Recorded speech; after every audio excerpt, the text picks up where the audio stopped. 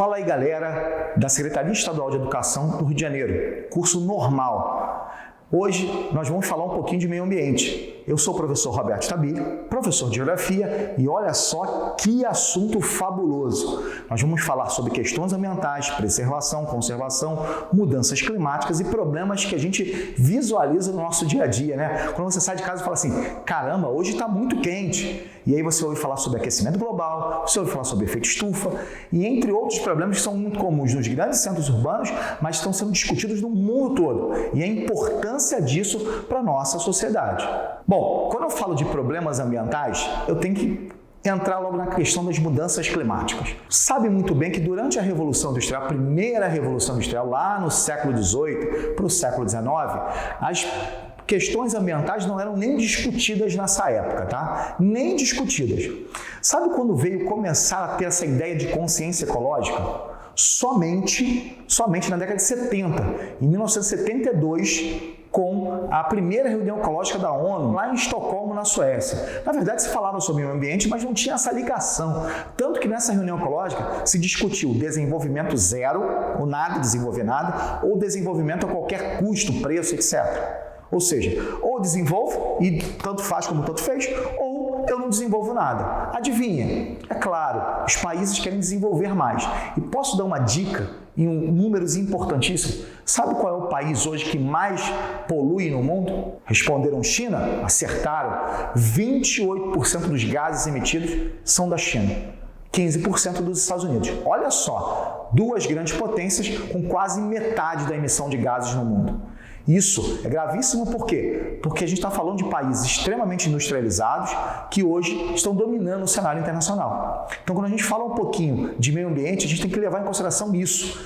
E, na verdade, a gente tem que pensar muito no nosso meio ambiente. Senão, lembra do conceito de desenvolvimento sustentável? Isso mesmo, desenvolver sustentavelmente, ou seja, sustentabilidade, é você pensar nas gerações futuras. Se você destrói tudo hoje, os seus netos, seus bisnetos não vão ter nada e vão viver num mundo cada vez mais degradado. Isso vários filmes já passaram dessa forma. E vocês devem ter visto alguns que citam o mundo daqui a 30, 40, 50, 100 anos. Um mundo totalmente destruído. Então, atenção total para isso. E as mudanças climáticas, para mim, é um elemento crucial nesse processo.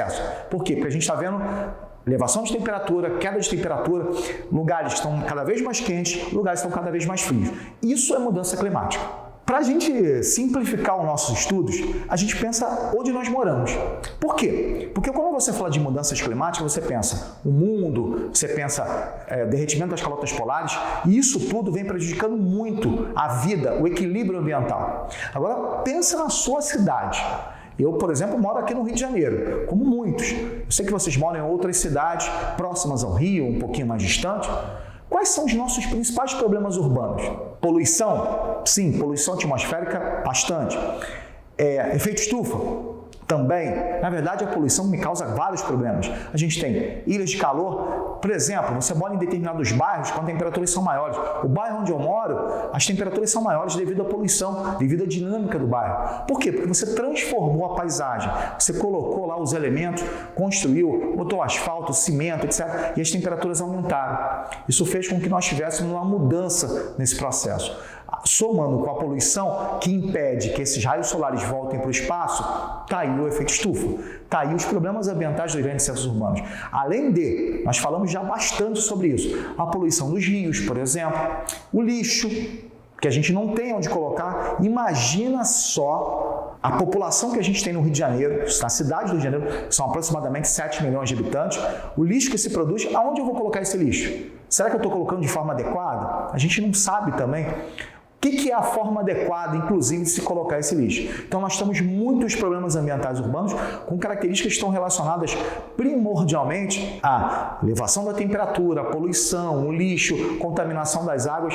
Todos esses estão no nosso cotidiano, no nosso dia a dia. Esses problemas ambientais urbanos, eles estão associados a muitas coisas. Agora, tem um que muita gente fala para mim assim, Roberto, efeito estufa. Muita gente já me falou que o efeito estufa é bom, Roberto. É verdade isso? É sim, é verdade. Mentira, você está mentindo para mim. O efeito estufa não é bom. Se a gente não tivesse o efeito estufa, nós teríamos pelo menos, vou colocar mais ou menos 15 graus de temperaturas a menos.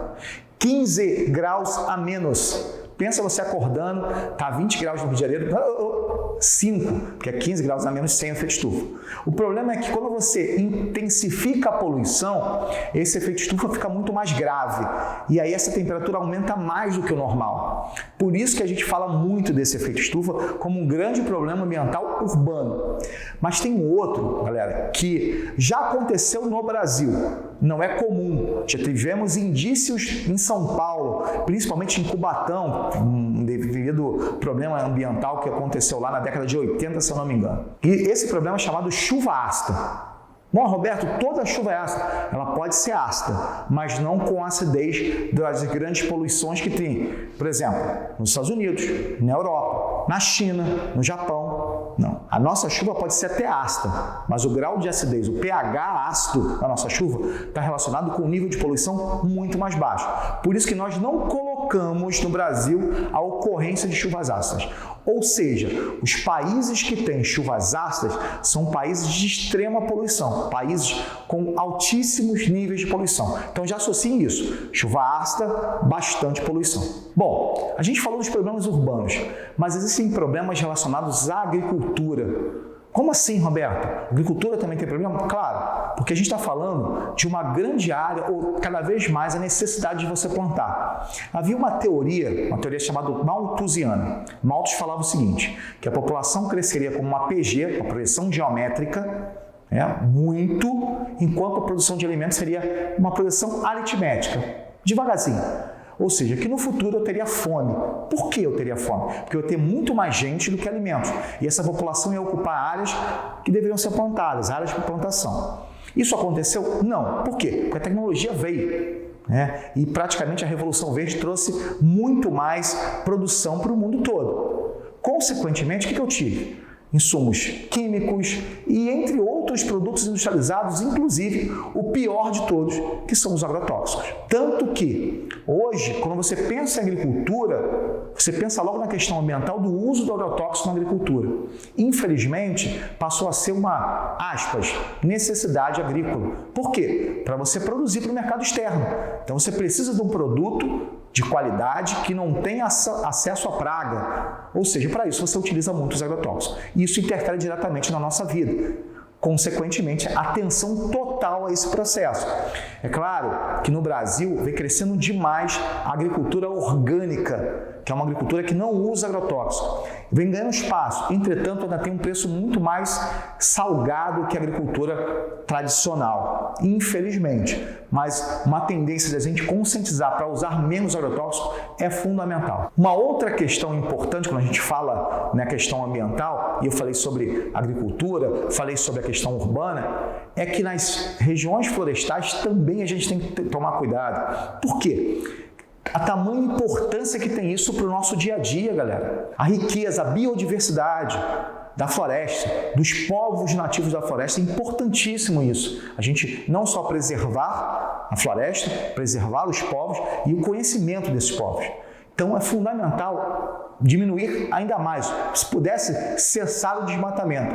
Mas nós sabemos muito bem que com o crescimento e o desenvolvimento, a gente não vai conseguir fazer isso. Entretanto, existem algumas alternativas para isso. A própria silvicultura, por exemplo, que é um tipo de agricultura onde você pode utilizar a floresta, ou mesmo o reflorestamento, que é muito interessante, mas fundamental é a gente entender o processo que a floresta, o equilíbrio da natureza, vai afetar diretamente a gente. Por isso, como você fala, e aí tem um conceito que eu digo muito na questão ambiental, que é você diferenciar um pouquinho de conservação e preservação.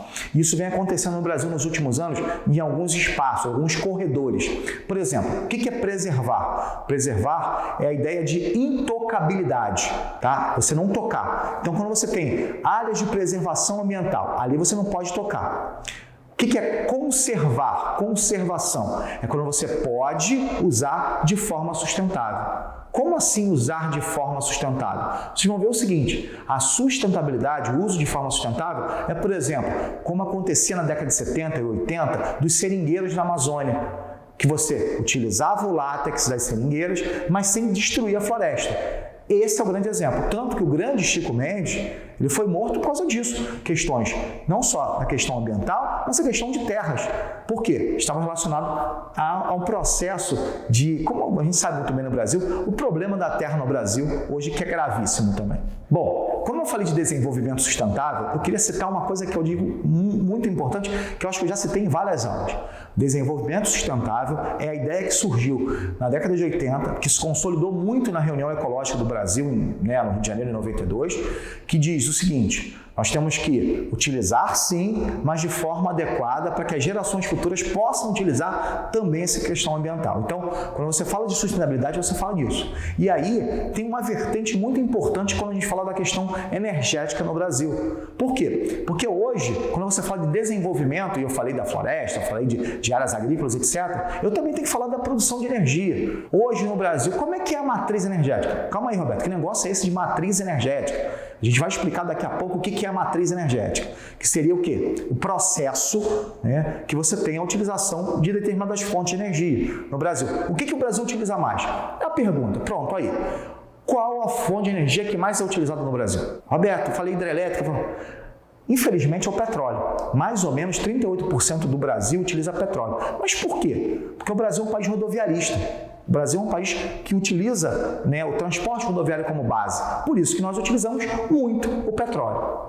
Tá? Então, mas a matriz energética brasileira, por sinal, a matriz energética até está se adequando e posso falar assim, é bem diversificada e tendenciando a uma matriz mais limpa. Isso é o que é mais importante. Bom, a matriz energética brasileira, a gente estava falando agora sobre ela, existe uma composição muito engraçada. A gente tem 38% de petróleo, entretanto, as demais fontes de energia são energias que estão tendenciando a energia limpa. Olha, energia solar, a energia eólica, a biomassa, o biocombustível, a cana-de-açúcar, por exemplo, que está o etanol, que a gente ouve falar muito. Então, pronto, a fonte de energia brasileira está muito tendenciando essa energia limpa. Então, o Brasil, de uma certa forma, está tentando colocá-la num contexto mais sustentável na sua produção de energia. É claro, a gente ainda tem muita utilização do petróleo, porque nós somos um país rodoviarista. A gente utiliza um pouquinho o carvão mineral, sim, bem que as nossas bacias carboníferas são poucas no sul do Brasil, não se produz tanto. A energia nuclear, que é uma energia limpa, tá? Mas se produz somente 1%, né? Referente a 1% da matriz energética. A gente está tentando crescer principalmente na energia eólica e essa é fundamental. Energia eólica, a energia solar. O Brasil é um país tropical, galera. E outras fontes de energias renováveis provenientes principalmente do solo. Isso é importante como a gente fala do biocombustível. Imagina o Brasil ser referência no biocombustível. A gente já pesquisa com a China, por exemplo, para tentar desenvolver fontes de energias alternativas. Barateia, por exemplo, a energia solar. A ideia principal é essa. Eu acho que o contexto do Brasil é tendenciar essa fonte de energia renovável. Inclusive, o próprio presidente norte-americano atual, o presidente Biden, está tentando fazer isso, né? Incentivar o uso de energia mais sustentável, uma energia mais limpa, que isso no Brasil a gente tem de grande qualidade. Então, galera, tudo que a gente falou hoje é muito importante. E como eu falei, assunto básico de qualquer vestibular. Então, vocês podem utilizar essa aula, rever essa aula, porque muita coisa importante aí para os vestibulares no Brasil.